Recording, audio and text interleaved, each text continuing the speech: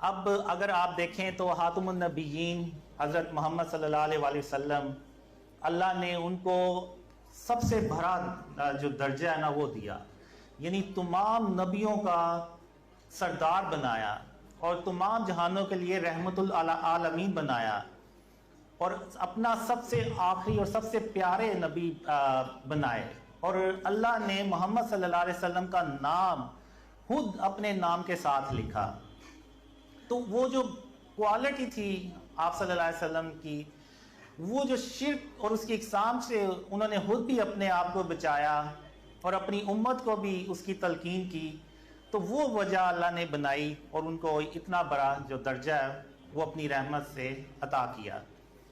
اب اگر آپ دیکھیں تو اور کسی نبی نے اپنی امت کو اتنی شرک اور اس کی ڈیٹیل میں کبھی نہیں بتایا۔ اگر آپ دیکھیں تو اللہ نے سورہ سبا میں یہ ارشاد فرمایا ہوا ہے کہ اللہ نے بڑے جو جنات ہیں وہ اللہ نے سلیمان علیہ السلام کے تابع کر دیے، اور وہ ان کے لیے بڑے بڑے قلعے بناتے تھے اور تصاویر بناتے تھے۔ تو یعنی یہاں سے اس آیت سے یہ ثابت ہوتا ہے کہ سلیمان علیہ السلام کے دور میں تصاویر الاؤڈ تھیں، یعنی وہ بنائی جاتی تھی تصاویر۔ اور اگر آپ دیکھیں تو سورہ یوسف، وہاں پہ اگر آپ دیکھیں تو یوسف علیہ السلام کے جو بھائی تھے اور ان کے جو ماں باپ تھے، انہوں نے سجدہ تعظیمی کیا یوسف علیہ السلام کو۔ تو یہاں سے یہ بات بھی ثابت ہوتی ہے کہ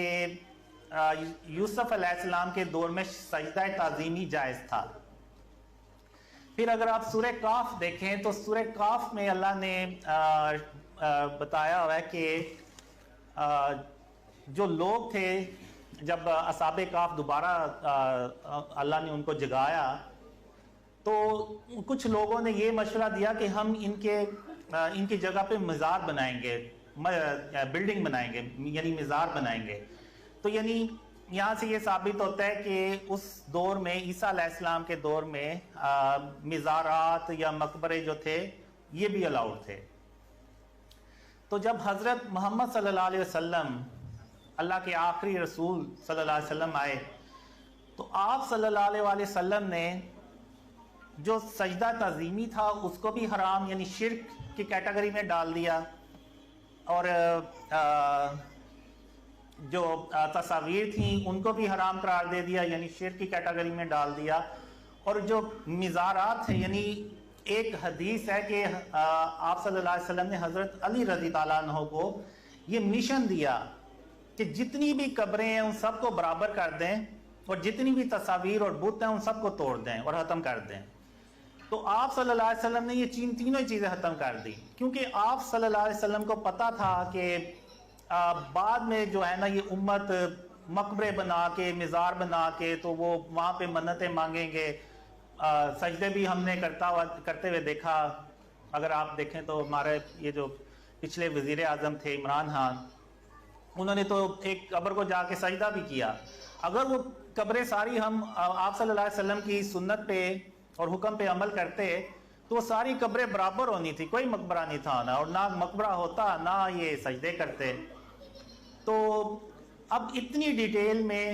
حضرت محمد صلی اللہ علیہ وسلم نے اپنی امت کو شرک اور اس کی اقسام کے بارے میں بتایا۔ اب چونکہ آج ماڈرن دور ہے تو ماڈرن فارم آف شرک ہے،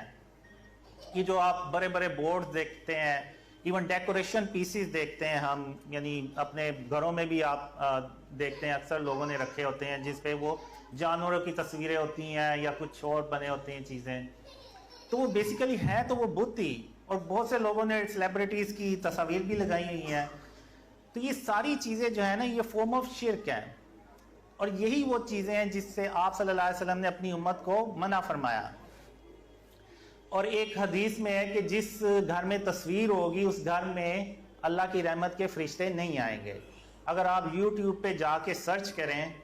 تو بہت سے لوگ آپ کو کافی مل جائیں گے جنہوں نے اپنے جسموں پہ ٹیٹوز بنائے ہوئے ہیں اور وہ مکہ اور مدینہ میں حج اور عمرہ کر رہے ہیں، تو ان کے جسموں پہ وہ تصویریں بنی ہوئی ہیں۔ اگر آپ اس حدیث کو دیکھیں تو آپ کو سمجھ لگ جائے گی کہ ہماری دعائیں کیوں نہیں قبول ہوتی۔ جب اللہ کی رحمت کے فرشتے ہی نہیں آئیں گے تو تو ہماری دعائیں بھی کیسے قبول ہوں گی؟ تو جو کنیکشن ہے وہی ٹوٹا ہوا ہے، تو وہ کیسے ہماری دعائیں جو ہے نا وہ قبول ہوں گی؟ تو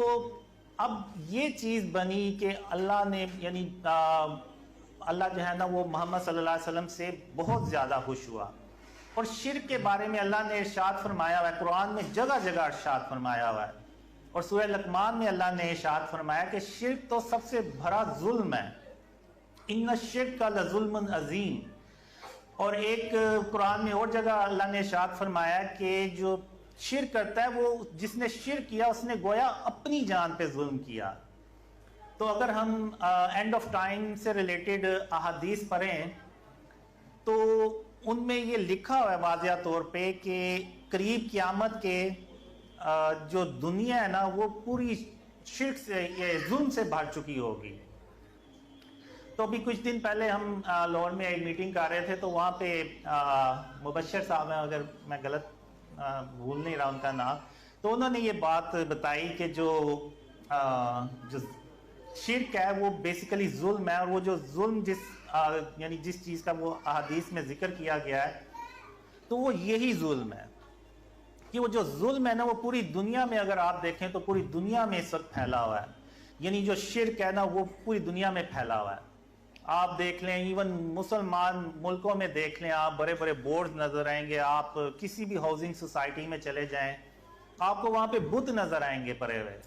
ایون آپ کپڑوں کی دکانوں پہ چلے جائیں وہاں پہ آپ کو بت نظر آئیں گے، اور یہ وہی بت ہیں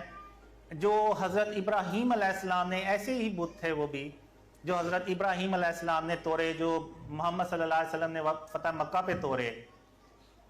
تو وہ بس شکلوں میں فرق ہے، سائز میں فرق ہے، یا میٹیریل کا فرق ہوگا،